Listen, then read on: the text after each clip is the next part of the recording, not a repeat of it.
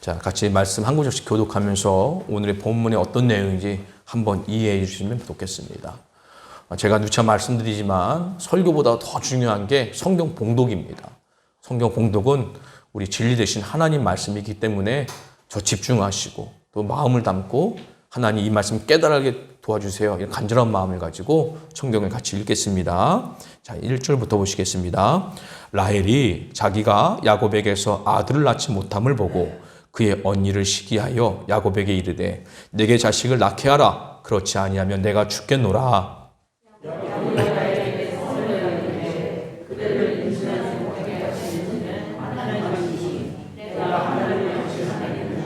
라헬이 이르되 내 여종 비라에게로 들어가라. 그가 아들을 낳아 내 무릎에 두리니 그러면 나도 그로 말미암아 자식을 얻겠노라 하고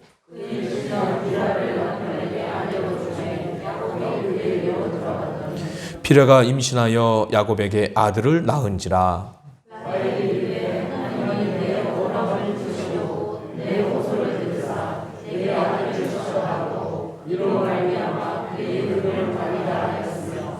라헬의 시녀 비라가 다시 임신하여 둘째 아들을 야곱에게 낳음에 라헬이 이르되 내가 언니와 크게 경쟁하여 이겼다 하고 그의 이름을 납달리라 하였더라. 아멘. 이는 하나님의 말씀입니다. 오늘은 경쟁 대신에 소명과 사명으로 라는 제목을 가지고 같이 하나님 말씀 나누도록 하겠습니다. 항상 연말이 되면 궁금한 게 있습니다. 한 해, 새로운 한 해에 트렌드가 뭘까라고 이렇게 한번 찾아보고 하거든요. 그럼 매년 서울대학교에 김난도 교수라는 분이 이렇게 10가지 트렌드를 가지고 내년이 이럴 것 같습니다라고 이렇게 공표를 하고 그거 책으로 나오기도 하고 많은 소비자들에게 관심이 됩니다. 저도 찾아봤습니다. 10가지 얘기를 하는데 결국은 그거예요.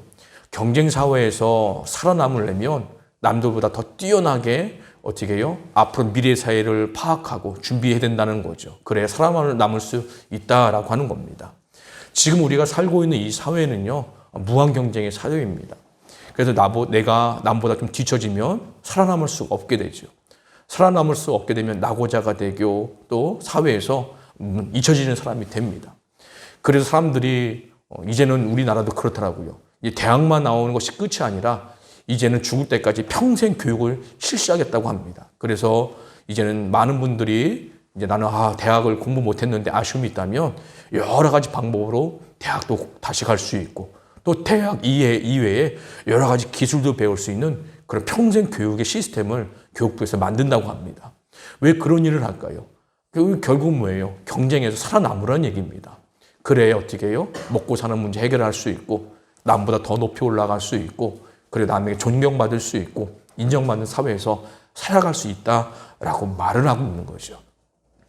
이런 사회에서 그럼 우리는 똑같이 경쟁하며 살아가야겠습니까? 저는 그러지 않다고 봅니다. 하나님께서 우리를 부르셨을 때에는 서로가 경쟁하라고 부르신 것이 아니라 하나님께서 우리에게 소명을 주시고 사명을 주셨다는 겁니다. 오늘은 그 이야기를 말씀을 통해서 함께 나눠보고자 합니다. 야곱은요, 형 에서의 장자권을 빼앗고 또 아버지 축복을 속여서 빼앗게 되죠. 그래서 결국은 에서의 분노로 사서 한 집에서 같이 살 수 없는 그런 처지가 됩니다. 그래서 엄마의 도움으로 바단 아람의 라반의 삼촌의 라반의 집으로 도주하게 되죠. 도주하는 도중에 우물가에서 한눈에 반한 여인을 만났습니다. 그 여인 누구냐라고 하면 라헬이죠. 그래서 삼촌에게 내가 7년 동안에 보수받지 않고 열심히 일하겠습니다. 그러니까 라헬을 나의 아내로 주세요 라고 말을 합니다. 열심히 7년을 일했습니다. 그런데 사랑하는 라헬을 아내로 얻기 때문에 7년이 그렇게 길게 느껴지지 않았다라고 성경은 이야기를 하죠. 그 결혼하고 첫날 밤을 딱 보냈는데 눈 떠보니 옆에 있는 아내가 라헬이 아니고 레아였던 거예요. 깜짝 놀랐죠. 그래서 화가 나서 삼촌에게 찾아갑니다. 삼촌, 나에게 지금 무슨 짓을 하신 거예요? 나는 라헬하고 결혼을 하려고 했는데 왜 라헬이 아니고 레아입니까? 라고 물으니 이 지역에는 풍습에 언니가 동생이 언니보다 시집가는 일은 없다라고 말하면서 결국은 이 야곱은 더 7년을 무보수로 일하게 됩니다. 그래서 결국은 14년을 연애를 끝에 라헬과 결혼하게 해서 가정을 꾸리게 된 거죠. 가정을 꾸리고 난 다음에도 야곱은 결혼 생활이 순탄치가 않았습니다. 왜 그러냐면은 레아도 어떻게든 아내가 되었는데 야곱에 있어서 레아는 관심 밖의 사람인 거죠. 오로지 야곱의 눈에는 라헬밖에 들어오지 않았습니다. 그런데 레아는 어떻게 해요? 하나님께서 불쌍히 여겨주셔서 그에게 4명의 아들을 주었습니다. 첫째 르우벤, 시므온, 레위, 유다. 라헬은요, 언니하고 비교해보면 모든 것이 다 뛰어났습니다. 외모도 더 예뻤지, 또 남편에게 많은 사랑을 받았지, 그랬습니다. 그런데 한 가지 부족한 부분이 있었는데 아들을 낳을 수 없었던 거예요. 본인이 더 언니인 레아보다 많은 가졌음에도 불구하고 아들을 낳지 못한 것 때문에 오늘 본문 1절 보니까 언니를 시기했다라고 성경은 말합니다. 그래서 이 라헬의 한 행동이 무엇입니까? 야곱에 찾아가서 야곱에게 땡깡을 부리는 거죠. 나에게 아들을 낳게 하라. 아들 낳게 하지 않으면 나 죽을 거야. 라고 말하면서 땡깡을 부립니다. 야곱 입장에 속 터지는 거죠. 왜요? 자기가 아들을 낳게 하나요? 이 모든 것은 하나님의 손에 달려있다라고 고백하면서 얘기를 합니다. 그래서 라헬은요, 차선의 선택을 합니다. 뭐냐? 당신의 라헬의 여종이었던 비라를 자기 남편에게 아내를 준 거죠. 그래서 나 대신에 내 여종이 당신을 통해서 아들을 낳으면 그 아들이 내 아들이 될 거다. 이런 말을 했던 거죠. 누굽니까? 바로 이 야곱의 할머니 사라가 했던 행동과 똑같은 거죠. 하나님께서 아들을 주겠다 약속했지만 사라는 어떻게 해요? 나이는 먹어가는데 아들을 낳은 기미는 안 보이니까 초조했던 겁니다. 부유하고 모든 것을 가졌는데 아들이 없는 것 때문에 어떻게 해요? 다 없는 것 같아요. 그래서 결국 사라가 선택한 것이 무엇입니까? 아브라함이 그러죠. 내 여종 하갈에게 들어가라. 그래서 아들을 낳아라. 그랬던 거죠. 근데 할머니 그 얘기를 들었는지 라헬도 똑같이 행동합니다. 바로 여종 비라를 통해서 아들을 낳았는데 그 아들이 바로 2명입니다. 단과 납달리라고 얘기를 하죠. 그러면서 이 라헬이 참 재밌는 말을 합니다. 8절에 보니까 라헬이 이르되 내가 언니와 크게 경쟁하여 이겼다 라고 하면서 경쟁에 이겼다라는 의미 뜻을 가진 납달리라는 이름을, 아들의 이름을 지게 된다는 겁니다. 결국 뭐예요? 라헬은 같은 가족에 있던 언니를 어떻게 해요? 경쟁 관계로 여겼다는 겁니다. 내가 외모도 뛰어나고 남편에게 사랑받았는데 근데 아들을 낳지 못한 것 때문에 자기가 지고 있다고 생각한 거죠. 화가 나고 분이 나고 시기해서 남편은 야곱에게 땡깡도 부려보고 차선의 방법으로 종을 통해서 아들을 낳아서 결국은 뭐예요? 내가 다 이겼다! 이런 마음을 가지고 살아가는 모습을 보게 된다는 겁니다. 그런데 성경 66권 전체를 살펴보면요. 경쟁이라는 단어가 오늘 본문에 한 번만 이렇게 기록되어 있다는 겁니다. 우리 귀한 성도님들, 라헬이 자식을 낳고 싶은 이유가 무엇입니까? 바로 언니를 시기하는 마음에서 언니와 경쟁하고 있다고 여겼기 때문이라는 거지요. 경쟁이라는 단어가 가지고 있는 의미는 이렇습니다. 비교와 승리인 거죠. 나와 너를 비교해서 내가 지면 열받고 내가 이기면 내가 이겼구나 라고 하면 어떻게 해요? 만족감과 승리 도취의식을 느끼게 되는 거죠.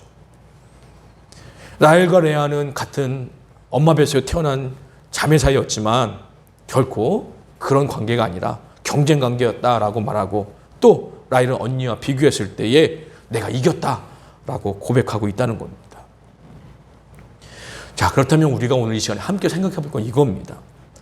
하나님의 말씀인 이 성경은 경쟁에 대해서 뭐라고 말하고 있는가라고 하는 거죠. 경쟁이 과연 하나님 보시기에 좋은 일인가? 한번 생각해 보자는 겁니다. 성경에 등장하는 처음 경쟁 관계는 가인과 아벨일 것입니다. 하나님께 때가 되어 이제 제사를 드렸죠. 가인은 농사꾼이라 자기가 그러니까 거둬들인 모든 농산물을 가지고 하나님께 제사를 드리고 아벨은 목축업을 하는지라 양의 첫 새끼를 가지고 하나님께 제사를 드렸습니다. 그런데 하나님께서 참 두 사람 다 받아주면 얼마나 좋아요. 그런데 아벨의 것은 받아주시고, 아벨 동생이 있거든요. 형 가인의 것은 하나님께서 받아주시지 않은 거예요. 그러니까 어떻게 해요? 가인이 화가 나는 거죠. 즉 동생과 비교해서 질투심이 생기고 시기하게 되는 거죠. 경쟁 관계를 생각했던 겁니다.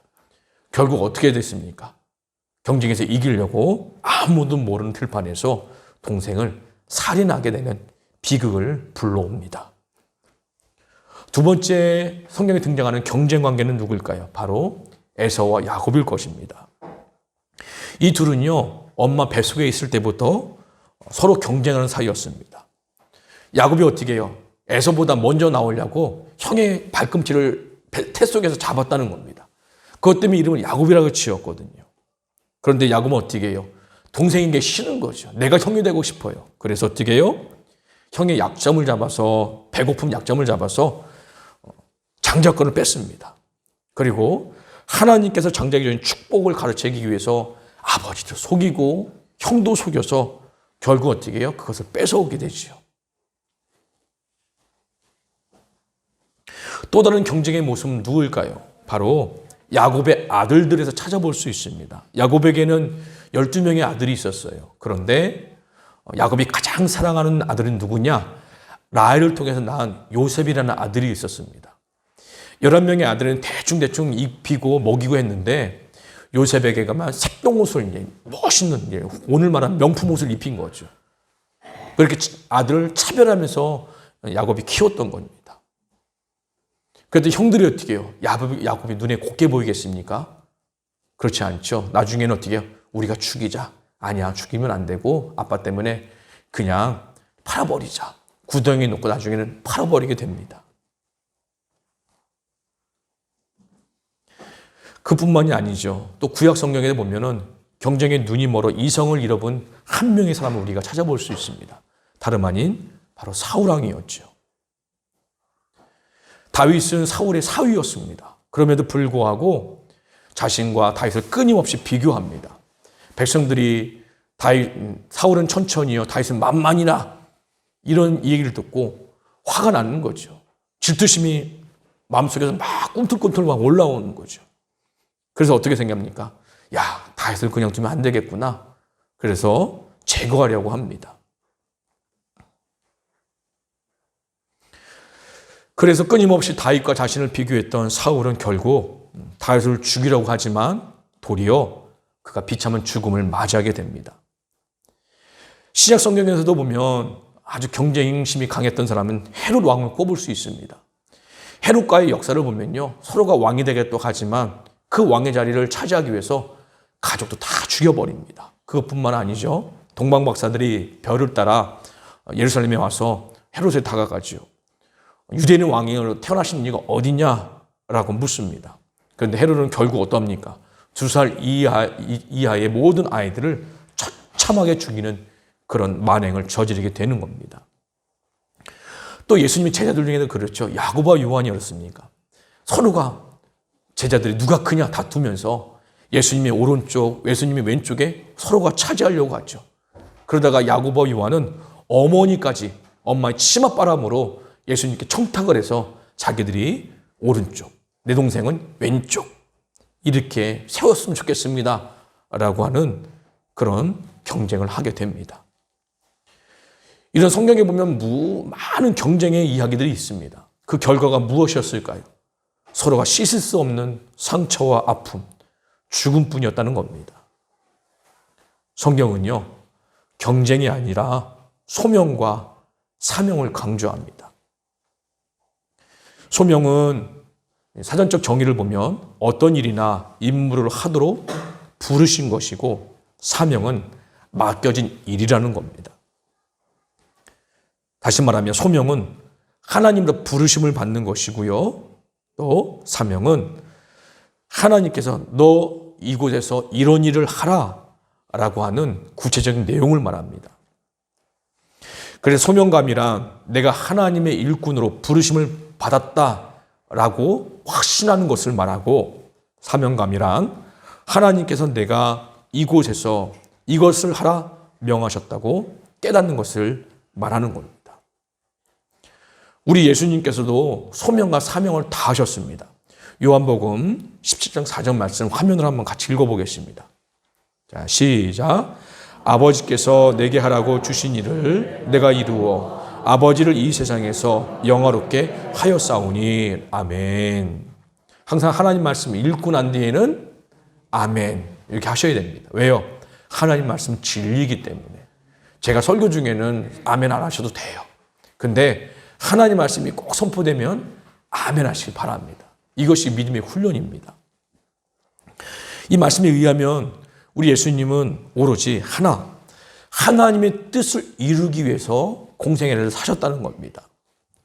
예수님께 공생애 당시에 많은 종교 지도자들이 예수님을 의식해 공격하고 시험하고 그랬습니다.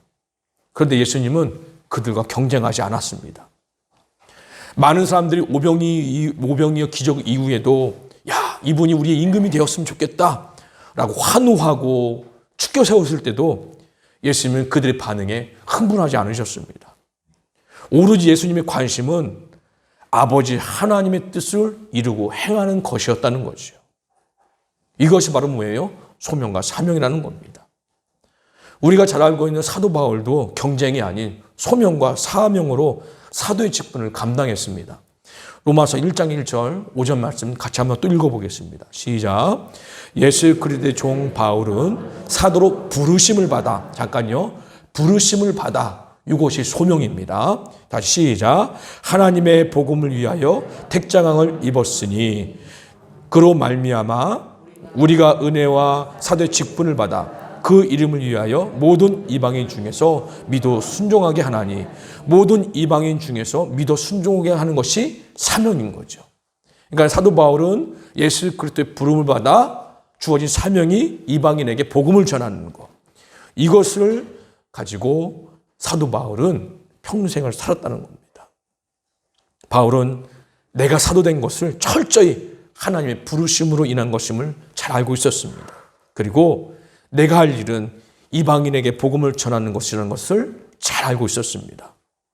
그 바울은 내가 누구이고 무엇을 왜 하는지 알고 있었기 때문에 그 어떤 사람과도 비교하는 일도 없었고 누군가를 이기려고 애를 쓸 이유도 전혀 없었다는 거지요. 저는 이 말씀을 읽으면서 제 자신을 비교해 봤습니다. 제가 전에 있던 제주중문교회에 이제 계시던 목사님이 은퇴를 하시고 새로운 목사님이 오셨다라는 얘기를 들었어요. 그래서 소식을 듣고 제주중문교회가 어저께 한 저녁 9시쯤에 송구영신 예배를 드린다고 하더라고요. 그래서 저 예배를 다 준비 마치고 인터넷으로 한번 들어가서 어떤 목사님인가 설교를 얼마나 잘하는가 한번 보았지요. 딱 보았는데 정말 얼굴 생김새가 목사답게 참 선하게 생기셨더라고요. 그리고 설교도 어쩜 그렇게 잘하시는지 정말 딱 맞는 목사님이 오신 것 같다라는 생각이 들더라고요. 그러면서 제 자신이 참 초라해졌습니다. 나도 저렇게 했으면 얼마나 좋을까. 설교도 잘하고 좀 목사다운 좀 외모도 가지고 하면 얼마나 좋을까 라고 하면서 자꾸 비교하면서 자꾸 제 자신이 못나 보이니까 마음이 초라해지더라고요. 그러면서 이 설교 말씀을 준명을 딱 보면서 회개했습니다.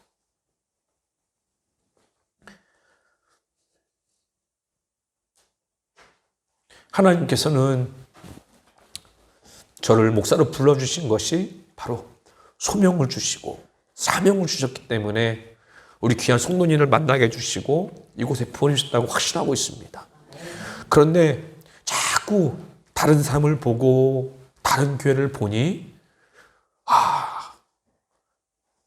한숨 나고 그리고 비교하게 되고 그러면서 나도 모르게 살아오면서 하나님이 부르신 소명과 사명은 잊어버리고 저 내 이외의 모든 목사님을 교회를 다 경쟁 상대로 보고 있구나 그런 생각을 가지게 되었다는 거죠. 그래서 하나님께 회개가 되었습니다. 하나님께서 우리를 부르실 때는 경쟁하러 부르지 않으셨습니다. 그냥 소명대로, 사명대로, 아버지 뜻대로, 예수님 명령대로 행하라고, 살라고 우리를 부르셨습니다. 자, 그렇다면 우리가 경쟁 대신에 소명과 사명을 살려면 어떻게 해야 될까요? 두 가지를 한번 생각해 봤습니다. 첫 번째는 이것입니다. 자, 모든 우리 교회의 주인은 누구시다? 바로 예수 그리스도라는 이 사실을 마음속에 잊어서는 안 된다는 겁니다. 자, 우리 함께 말씀 볼게요. 에베소서 1장 22절, 골로새서 1장 18절입니다. 자, 22절 읽어볼게요. 시작.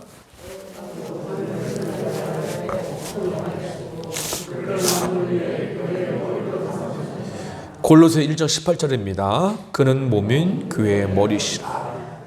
제가 누차 말씀드리지만 교회는 건물이 아니고 예수 그리스도를 구주로 믿는 우리가 교회라고 했습니다. 그러면 우리 인생의 머리는 누구라고요? 내가 아니고 또 다른 어떤 것이 아니고 예수님이 우리의 머리라는 겁니다. 그럼 몸은 머리가 시키는 대로 움직여야 되죠. 그렇죠. 그렇다면 우리는 어떻게 해요? 아버지 하나님이 기뻐하신 뜻을 행하면서 살아야 된다는 거예요. 이것이 뭐예요? 소명이요, 부르심이라는 겁니다. 그런데 자꾸 우리 인생에 머리가 누가 되려고 합니까? 내가 되려고 해요. 돈이 되려고 해요. 명예가 되려고 해요. 지식이 되려고 해요. 남보다 높아지려고 하는 그것이 내 머리가 되려고 합니다. 그러니까 어떻습니까? 자꾸 남과 비교하게 돼요. 경쟁하게 돼요. 세상은 경쟁에 살아남으려면 이 트렌드를 가지고 살아야 된다고 자꾸만 우리에게 아우성칩니다. 그러니 자꾸 어떻게 해요? 우리의 머리가 예수님이라는 것을 잊어버리죠. 그러니까 어떻게 해요? 남의 자식이 잘 되면 배가 아파요. 남의 자식이 돈 벌어갖고 연봉이 높아지고 집 샀다 얘기 되면 배가 아파요. 왜? 내 자식은 어렵게 힘들게 사니까. 그러면서 어떻게 해요? 원망하고 한탄하고 슬퍼하고 그러게 된다는 거죠. 하지만 우리의 머리가 예수님이라고 믿고 그것을 잊어먹지 않으면 남을 봐도 어떻게 격려해 줄 수 있는 겁니다. 부러워하지 않아요. 왜요? 예수님이 시키신 대로 살아가는 게 우리가 살아갈 이유가 되기 때문에 그렇다는 겁니다.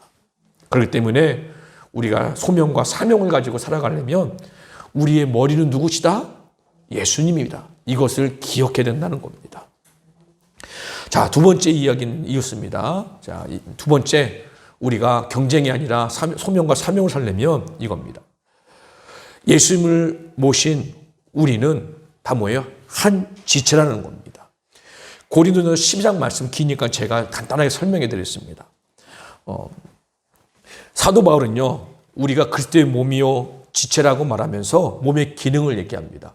귀는 귀의 기능이 있죠. 눈은 눈의 기능이 있습니다. 그 코와 입은 다 기능이 있어요. 근데 서로가 어떻게 해요? 내가 잘났다고 얘기하고 온몸이 귀가 되고 온몸이 입이 되고 온몸이 눈이 되면 어떻게 할 수 있겠느냐라고 얘기를 하는 거죠. 그러니까 뭐예요? 우리는 주 안에서 다 한 가족이라는 겁니다. 우리 뒤에 제 처남이 앉아 있는데요. 제가 참 고맙게 생각하는 것은 우리가 제가 이곳에 와서 제가 2층에 사무실을 쓰는데 덥다고 하니까 처남이 갑자기 여름에 에어컨을 사다 달아줬어요. 그리고 또 우리 집에 종종 오는데 와서 냉장고가 다 고장나는 거 보니까 냉장고 사보냈어요. 그럼 처남한테 그랬죠. 처남, 참 부족한 거 많은데 이렇게 좋은 선물해 주셔서 고맙다고. 그럼 처남이 이렇게 얘기를 하더라고요. 매형, 우리는 가족입니다. 우리는 가족입니다. 얼마나 고맙고 그 말이 위로가 됐는지 모릅니다. 우리 모두 어디예요? 가족입니다. 우리 교회 성도님들 서로가 경쟁 관계가 아니에요. 그렇기 때문에 어떻게 해요? 어려우면 내 거 열어서 나눠줄 수 있는 겁니다. 힘들면 그를 위해서 기도해 줄 수 있고 위로해 줄 수 있는 거죠. 눈물 닦으세요. 성도들 중에 어떤 누군가가 이렇게 힘들고 지쳐 있으면 가서 손잡아주고 힘내라고 말할 수 있는 거죠. 왜요? 경쟁 관계는 어떻게 해요? 저 사람이 자빠졌으니까 낙심했으니까 내가 이길 수 있다. 좋겠지요. 하지만 우리는 예수 그리스도 안에서 지체이기 때문에 어느 누구가 아프면 한번 보세요. 내 손가락이 아프면 여기만 아픕니까? 내 전체가 아프죠? 이런 겁니다. 성경은 그렇게 얘기를 하고 있는 거죠.